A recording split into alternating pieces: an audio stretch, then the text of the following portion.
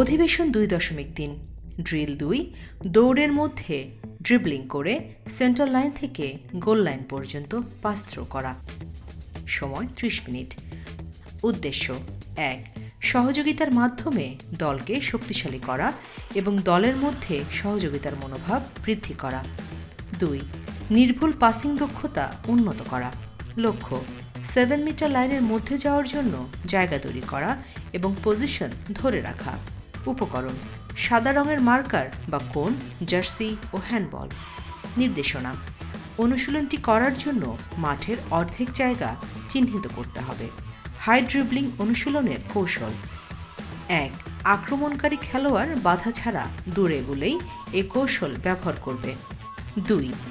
এক পা সামনে রেখে বিপরীত হাত দিয়ে বল নিচে বাউন্স করবে। 3. বলের বাউন্সে শক্তি প্রয়োগ করে কোমরের উচ্চতায় পুনরায় বাউন্স করবে। লো ড্রিবলিং অনুশীলনের কৌশল 1. প্রতিপক্ষ নিকটে আসলে ড্রিবলিং পরিবর্তন করবে। 2. বলের গতিতে পরিবর্তন করে কোমরের নিচে হাঁটু ভাঁজ করে লো বাউন্স করবে। 3.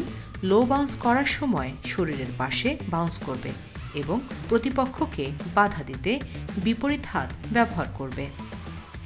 দুটি দল গঠন করে প্রতি দলে 6 জন করে সদস্য থাকবে। সেন্টার লাইন থেকে গোলের কাছে আক্রমণকারীরা পজিশন নেবে এবং প্রতিপক্ষ দল ডিফেন্ডার হবে। খেলার প্রক্রিয়া কোচ খেলা শুরু করতে আক্রমণ দলের খেলোয়াড়দের বল দেবেন। খেলোয়াড়রা ডিফেন্ডার ভেদ করে ড্রিবলিংয়ের মাধ্যমে বলটি গোলে শুট করবে।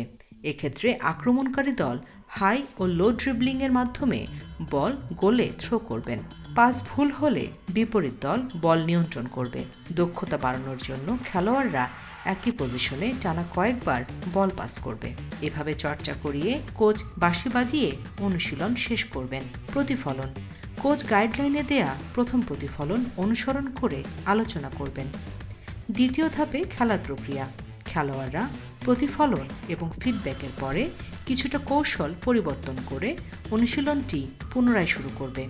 কোচ খেয়াল রাখবেন খেলোয়াড়রা কিভাবে নিজেকে মানিয়ে নিচ্ছে। প্রতিফলনে কোচ গাইডলাইনে দেয়া দ্বিতীয় প্রতিফলন অনুসরণ করে আলোচনা শেষ করবেন।